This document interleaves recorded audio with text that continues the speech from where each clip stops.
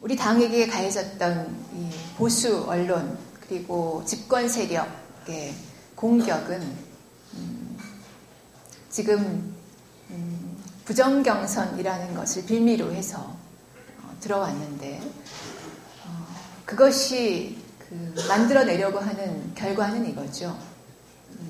북에 대한 입장을 바꿔라. 북에 대한 태도를 바꿔라. 그거죠. 북의 이른바 저는 한 번도 그 용어를 쓴 적이 없는데 이른바 3대 세습에 대해서 비판해라. 북의 인권 문제에 대해서 비판해라. 북한 인권법 만들겠다고 동의해라. 이거죠. 북의 핵개발에 대해서 그거 포기해라. 이런 정부 입장에 사실상 동의하라는 것. 이것이 이른바 그쪽에서 용인해 줄 수 있는 진보의 표상인 겁니다. 그걸 통합진보당이 요구했죠. 이른바 진보 언론이라고 하는 한겨레, 오마이뉴스, 프레시안 다 똑같이 요구해 왔죠. 그리고 지금 이 사태를 거치면서 저들이 만들어내려고 하는 이른바 진보정당이 무엇인가는 분명합니다. 보수 세력이 원하는 진보정당이 있는 거죠. 저들이 원하는 이른바 진보정당은 노동자와 농민이 힘을 가지는 진보정당이 아닌 노동자와 농민이 자신의 것을 스스로 쟁취해 나가는 싸워나가는 진보정당이 아닌 이른바 사회적 타협을 통해서 이른바 삼인주의적 이른바 복지정책을 통해서 그런 정책을 일부 자신의 것으로 하는 정치 엘리트들이 만들어 나가는 정당. 이것이 저들이 용인할 수 있는 또는 장식품으로 필요한 정당이죠. 그 정당이 지금 한편에서 만들어지려고 하고 있는 것이지요. 그래서 박근혜 후보의 사진 앞에도 가시고 통합진보당의 인사들은 검찰에 끌려갈 때 새누리당도 찾아가시고 그렇게 가고 있는 거죠. 정확히 대비되는 행보가 지금 보여지고 있습니다. 즉 이겁니다. 한국 사회에서 변혁을 말하는 진짜 진보 정당은 용인하지 않겠다는 것입니다. 그런 진보 정당이란 한국 사회에서 존재해서는 안 된다는 저들의 판단이 분명히 있는 것이지요. 북에 대해서 통일의 입장을 명확히 하지 않고 통일을 위해서 모든 정책들을 지향시키는 입장을 명확히 하지 않고 가령 지금 문재인 후보가 말씀하신 것처럼 안보는 튼튼히 하면서 평화를 만들겠다. 지금 이 상황에서 며칠 전에 어젠가요? 서해에 북의 어선이 NLL을 침범했다 이러면서 뉴스가 나왔잖아요. 북은 그게 중국 어선이다 이렇게 이야기를 하는 것 같던데, 근데 F-15 전투기가 떴다는 거잖아요. 그죠? 거기 미사일이 실렸다는 거죠. 경고 사격을 했다고 하는데 지대공 미사일이 있었다는 겁니다. 언제든지 전면전으로 갈 수 있는 상황이 실제로 서해에서 벌어지고 있습니다. 이 상황에서 도대체 어떤 한반도의 미래를 누가 책임질 수 있을 것이냐. 평화를 확고하게 하려면 통일의 방향을 지향하지 않으면 지난 1990년, 89년, 91년 남북기본합의서 이후에 있었던 남북 간의 관계들은 조금 진전하는 것 같으면 다시 뒤로 가고 그렇잖아요. 진전하는 것 같으면 뒤로 가고 북미 관계에도 그렇죠. 관계 개선 한다고 하고 필하모니도 왔다 갔다 하고 하다가 다시 되돌아가죠. 계속 돌고 있습니다. 도대체 언제까지 돌 거냐? 도대체 이렇게 계속 돌리고 있는 사람은 누구냐? 이렇게 돌리면서 한편으로는 서해와 동해, 특히 서해의 긴장을 계속 강화시키는 사람은 누구냐? 이 문제에 대해서 굉장히 심각하게 봐야 되는 상황임에도 불구하고 어느 대선 후보도 여기에 대해서 이야기하지 않습니다. 입을 닫습니다. 마치 개성공단 오가는 것만 좀 활성화시키면 남북관계가 좋아질 것처럼 이야기합니다. 이게 지금 현재의 현실인 거죠. 통합진보당이 요구하는 것, 북에 대한 입장을 바꿀 것, 이게 첫 번째입니다. 두 번째, 노동자, 농민들, 그 고루한 사람들, 그 꽉 막힌 사람들, 이제 좀 떼버려라. 이걸 요구하는 거죠. 붉은 머리띠 좀 매지 말아라. 이러는 거죠. 인물이란 행진곡 부르지 말아라. 애국가 불러라. 그게 그겁니다. 결국. 한동안 이런 문제에 어떻게 대응할지 많이 곤란하기도 하고 어려워하기도 하고 그랬습니다. 워낙 수구 언론의 공격들을 많이 받으면서요. 그러나 저는 이렇게 생각합니다. 다른 길은 없다. 우리는 한국 사회에서 진보정당이 무엇을 해야 하는지 안다. 한국 사회에서 진보정당이 해야 하는 것은 바로 뭐겠습니까? 바로 무엇이겠습니까? 노동자, 농민들 임금 조금 올려줄게? 아니면 휴경보상 조금 더 해줄게? 이렇게 해서 정책의 일부를 받아들여서 표달라고 교환하는 것이 진보정당이 해야 될 일이 아니죠. 그리고 그들로 하여금 잘 나가는 진보 엘리트들이 하는 정치에 박수치라 이렇게 대리 정치하려고 하는 것도 아닙니다. 우리가 원하는 건 뭡니까? 우리가 원하는 것은 노동자들이 직접 정치에 나서는 겁니다. 우리가 원하는 것은 농민들이 직접 정치를 하는 겁니다. 우리가 나서는 것은 철거민들이, 주민들이 직접 정치에 나서는 겁니다. 그래서 자기의 권리를 지킬 수 있는 수단을 스스로 확보하는 것이죠. 그래서 우리는 노동삼권을 이야기합니다. 바로 노동자들이 단결할 수 있는 권리가 있고 단체 교섭을 당당하게 요구할 수 있는 권리가 있고 그리고 잘 응하지 않으면 단체 행동을 밀어붙일 수 있는 권리가 제대로 보장돼야 그래야 자신의 권리를 찾을 수 있는 것이죠. 이것이 바로 우리의 힘이고 우리의 무기죠.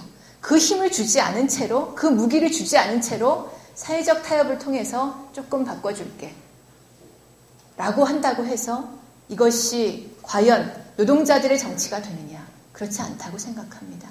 그것이 보수정당, 이른바 민주당과의 차이고 그리고 우리는 바로 그런 변화를 노동자, 농민들, 주민들이 이 당의 중심이 되는 당을 만들어서 하려고 하는 거죠.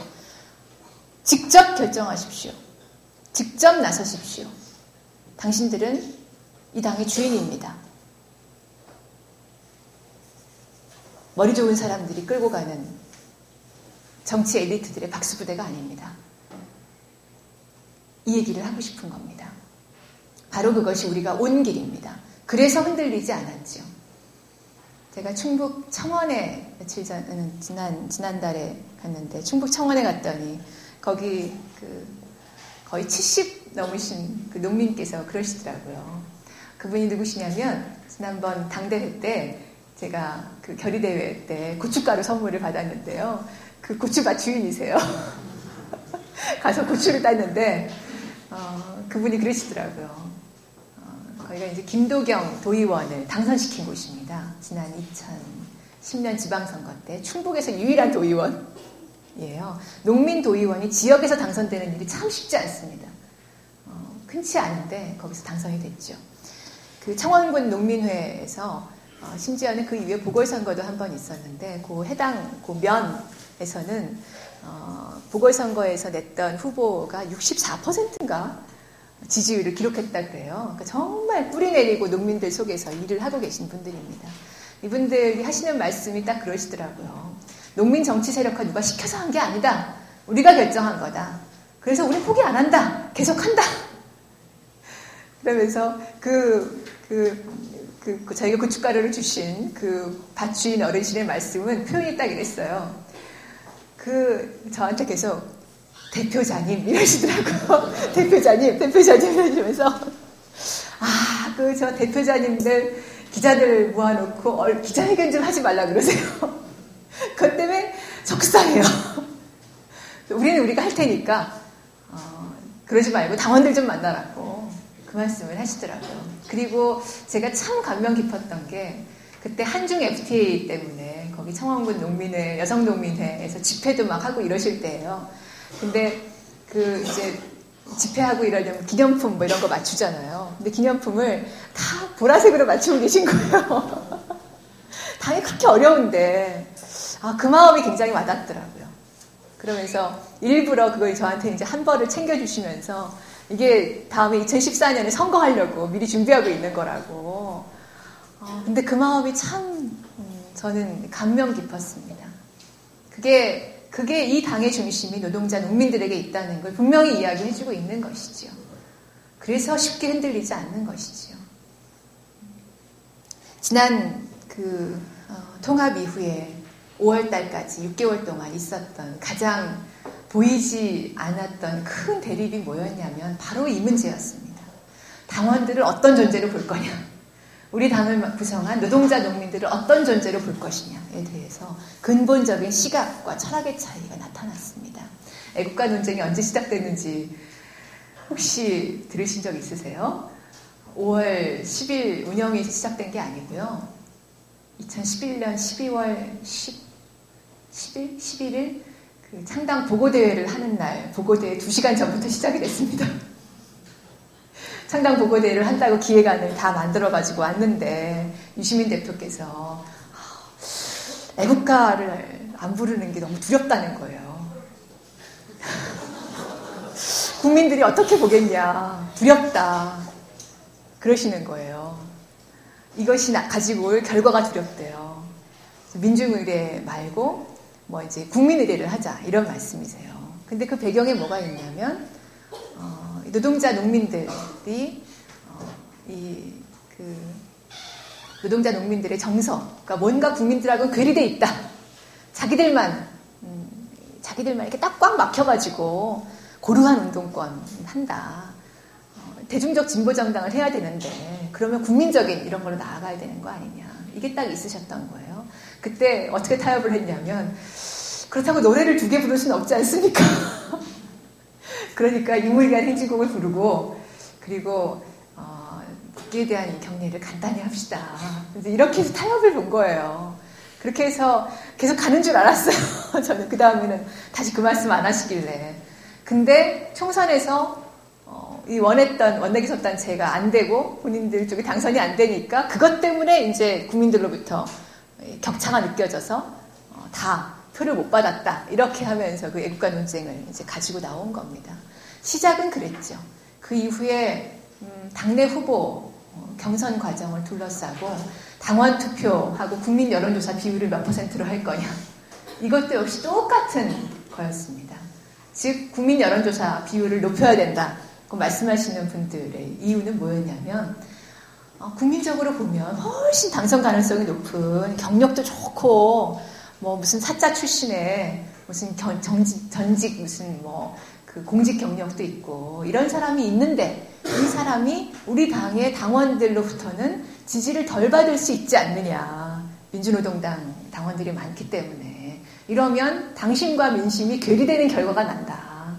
그러니까 이 당원들 이 비율을 당원들의 투표 비율을 낮추고 그만큼 국민 여론조사 비율을 높여야 당이 좋은 결과를 낼 수 있다. 선거에서. 이런 논리였던 거예요.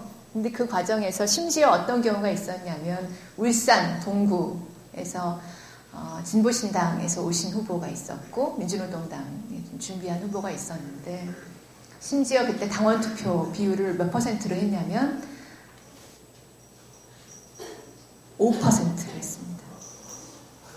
여론조사를 95% 넣었습니다. 제가 가서 동구 당원들께서 이게 진성당원제가 이게 뭐냐 이러고 굉장히 화를 이제 많이 당연히 내셔서 제가 가서 정말 죄송합니다. 한 번만 봐주십시오 하고 제가 가서 2시간 동안 거의 정말 따가운 매를 맞았습니다. 받아들여 주셔서 5% 당원 투표를 했는데 그때 제가 들은 얘기가 심상정 대표님 들은 얘기가 이렇게 이게 안 되면 중대 결단할 수밖에 없다. 중대 결단이 뭘 말하는 건지 짐작이 가시죠? 중대 결단 얘기를 총선 이제 당이 이제 5월달 사태가 벌어지기까지 제가 정말 여러 차례 들었습니다. 그것이 다 배경이 뭐냐면 이겁니다. 당원들의 지금 의사가 과연 총선에서 좋은 결과를 내는 것이라고 장담할 수 있느냐. 국민들 뜻은 이미 다르다. 지금 우리 당원들 수준 가지고 국민들 설득 못한다. 이게 근본적인 차이였던 거예요. 근데 진보정당이 지금까지 커온 근거는 딱 하나죠. 노동자 농민들이 가장 국민들 속에 뿌리 박혀 있고 우리 노동자 농민 당원들이 그리고 이 빈민 당원들이 그 속에서 우리의 지지 기반을 넓혀갈 수 있다는 확신. 그래서 그분들의 판단이 현명하다. 그분들의 지혜를 믿어야 된다. 그분들이 당의 주인이다. 이것이 우리가 진보정당을 끌어온 힘이었습니다. 그런데 그 원칙이 흔들리기 시작한 겁니다. 그리고 이 차이가 가령 이제 많은 국민참여당 쪽에서 오셨던 분들의 말씀으로는 딱 이렇게 드러납니다. 정치 경험이 많은 그 훌륭한 정치인이 대표로서 활동할 수 있도록 우리가 좀 도와주자, 따라주자. 왜 자꾸 발목을 잡느냐. 이 차이가 무엇인지 판단이 되세요? 판단이 되세요? 당의 주인을 당원들, 노동자, 농민 속에 뿌리박은 우리 당원들로 보느냐. 이분들의 지혜를 믿고 이분들의 판단에 의거해서 당을 끌어가고 그것으로서 우리 앞에 놓인 과제를 돌파하려고 하느냐. 아니면 우리 당원들은 지금 그런 수준이 되지 못합니다. 오히려 변해야 됩니다. 심상정 대표의 말에 따르면 이런 겁니다. 우리가 갑이 아니라 국민이 갑이다. 이게 그 정확한 표현입니다. 당심과 민심이 괴리됐다. 이 표현이지요. 그래서 우리 당원들을 버리고 우리 당원들을 계도의 대상으로 삼기 시작한 거죠. 이것이 그 이후에 여러분께서 5월 4일 운영회 이후에 보셨던 당원의 눈높이와 국민의 눈높이의 차이로 나타난 겁니다. 그런데 저는 여기에 대해서는 솔직히 분노를 느꼈습니다. 이전에 다른 문제에서는 당내 후보를 어떻게 뽑을 것이냐라던가 이런 문제를 놓고서는 논쟁할 수 있는 문제다라고 생각했는데 진상조사 보고서를 놓고 이야기하는 당원의 눈높이와 국민의 눈높이에 대해서는 분노를 느꼈습니다. 왜냐하면 그 국민의 눈높이는 무엇에 기초해서 만들어진 것인지 알고 있기 때문입니다. 허위에 기초해서 만들어진 것이죠. 모함으로 만들어진 것이죠. 조작으로 만들어진 것이죠. 그것을 국민의 눈높이라고 이야기하고 그것에 따라가지 못하는 운동권 당원들로 폄하하죠. 그리고 정파에 사로잡힌 사람들로 이야기하죠. 대단히 잘못된 판단인 것이죠. 이것이 탈당까지 이어져 온 현재입니다. 교훈은 저는 이렇게 찾습니다. 우리는 앞으로 긴 싸움을 벌이게 될 것이다. 이 싸움은 우리가 집권해서 완전히 승리하기 전까지는 멈추지 않을 것이다. 이 싸움의 강도는 결코 약해지지도 않을 것이다. 훨씬 더 심각하고 강렬한 형태로 앞으로 우리에게 이 싸움은 계속될 것이다 라고 생각합니다. 왜냐하면 2004년 국회에 들어가고 2012년 3월 이전까지 민주노동당 또는 통합진보당 그 시절까지는 진보정당의 의원들은 무시하면 괜찮은 존재였습니다. 무시해도 되는 존재였습니다. 워낙 수가 작으니까요. 무시해도 되는 존재였습니다. 또는 그 본회의장에서 점거를 하고 뻗대고 이러면 조롱을 하면 되는 존재였습니다. 한나라당의 한 의원은 저한테 이렇게 얘기를 하더라고요. 초반에 2008년에 우리가 법사위를 한번 점거한 적이 있어요. 그 부자감세 법안 통과시키는 것 때문에 법사위에서 있었는데 그때 한나라당의 제 사법연수원 동기가 있습니다. 그 남성 의원이 저한테 가만히 오더니 사진 다 찍었어.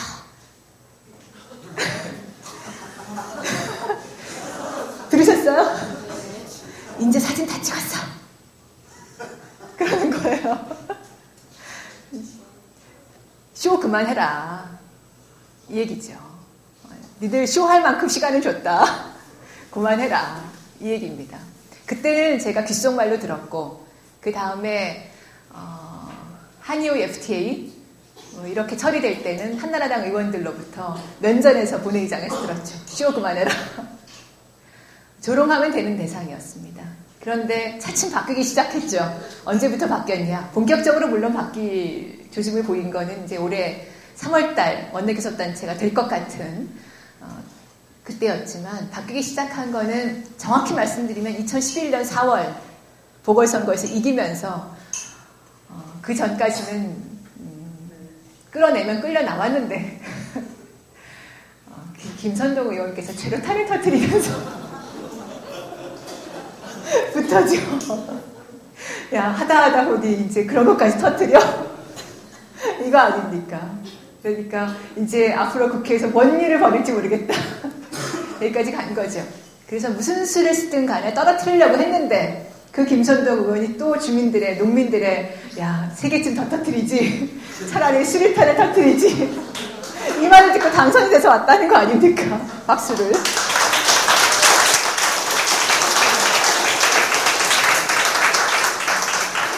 오히려 이제 약간 시민 계층, 순천에서도 시민 쪽에 있는 분들은 좀 우려하는 목소리를 많이 내셨다 그러더라고요. 아이, 뭐 그렇게까지. 근데 오히려 그 농민들, 농촌 쪽에 가면 작년 4월 달에 보궐선거를 할 때는 농촌에서 표 얻기가 굉장히 어려웠거든요.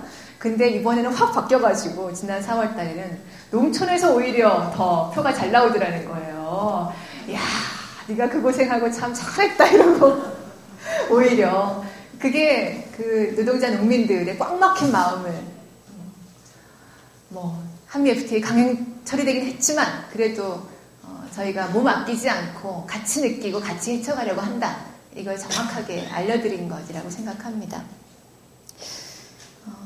앞으로 이 싸움은 약해지지도 않을 것이고 그리고 쉽게 끝나지도 않을 것이라고 생각합니다.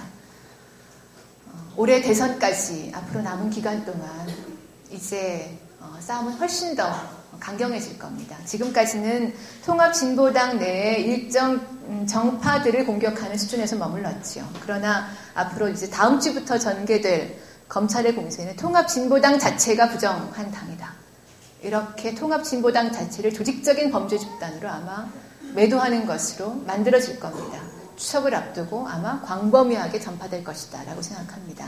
자, 그러면 추석을 앞두고 우리가 우리 스스로 꽉 채워가야 되는 게 뭔지는 아시죠? 네, 진보의 블랙박스를 열다를 3번 읽으시고 김인성 교수님께서 정확하게 정리해 주신 오늘 중앙위에서 말씀하신 걸 역시 3번 보시고 네, 주변 분들에게 전파하셔서 우리 스스로 우리 얘기를 정정당당하게 해야 됩니다. 무슨 부정경선이냐, 뒤집어 씌웠다 이 얘기를 정정당당하게 해나가는 것이 정말 필요한 때입니다. 무슨 대리투표니 뭐니 5만 가지 이야기들 하는데 300명 500명 소환하고 얘기 막 하잖아요. 근데 검찰이 나설 일이 아닌 거지요. 아니 온라인 투표, 인터넷 투표라는 게 인증번호 넣으면 사실 본인으로 인정해 주기로 하고 시작한 거거든요. 민주당에서 모바일 투표 했잖아요. 그 모바일 투표 하는데 모바일 투표 한 사람이 정말 선거인단으로 등록한 본인인지 아닌지 어떻게 알아요? 확인 못 하잖아요. 전화를 받아서 그래서 옆 사람이 가져다가 야 내놔 이래가지고 가져가서 했는지 모르는 얘기라고요. 옆 사람에게 줬는지 모르는 얘기예요. 하지만 아무도 따지지 않아요. 왜냐하면 그건 본인으로 인정해주기로 하고 시작한 거니까. 그게 불안하면 모바일 투표 하지 말아야 돼요. 그걸 문제 삼을 거면. 인터넷 투표도 역시 마찬가지입니다. 비밀 거기다 인증번호 넣었으면 그러면 본인으로 인정해 주기로 하고 시작한 거예요. 그거를 네가 했니? 누구 시켰니? 대신 해줬니? 그 얘기를 하려고 그러면 해야 될 건 뭐냐면 컴퓨터에다가 모든 컴퓨터는 투표를 할 수 있는 컴퓨터에는 홍채 인식 장치를 달아가지고 본인인지를 정확히 투표 전 과정에 확인을 해야 되는 겁니다. 그거 안 하려면 그거 못하겠으면 인증번호 넣었는데 왜 다른 사람이 했어? 이 얘기를 하지 말아야 돼요. 그럼에도 불구하고 우리가 12년 동안 그걸 하는 이유가 있죠. 왜 인터넷 투표를 하느냐? 지금 우리 상황에서 전체를 현장 투표를 다 해서 하는 건 너무 어려워요. 하지만 그렇게 인터넷 투표라도 하는 것이 저 새누리당이나 민주당처럼 하는 것처럼 미리 몇억 원씩 받아가지고 미리 왜 미리라는 얘기를 하냐면 뭐 현영이 뭐 의원이나 몇몇이 얘기하는 것처럼 그 당시에 공천 받으려고 몇억 원 줬다 이 수준이 아니고요. 제가 민주당의 주요 인사로부터 직접 들은 얘기입니다. 미리 준다는 거죠. 미리 당대표 선거를 할 때, 최고위원 선거를 할 때 미리 줄을 섰다는 거죠. 그래서 몇억 원씩 주고 적어도 한 10억 원은 있어야 당대표 선거 치른다는 거예요. 그 돈 어디서 나오느냐 이거죠. 그 돈 미리 비례대표 줄 선 사람들한테 나오는 거예요. 그렇게 해서 보이지 않게 걸리지 않게 돈 선거를 치르고 있는 게 그리고 지연 학연으로 치러온 게 개파 선거를 치러온 게 새누리당 민주당인데 우리는 그러지 않기 위해서 인터넷 투표를 한 거잖아요. 그죠? 거기서 뭐 오차가 있을 수도 있어요. 그러나 민주당도 뭐라고 넘어갑니까? 제주도 경선하고 나서 문제 있는 오차율이 1%밖에 안 되니까 아무 문제 없다. 쓱 가잖아요.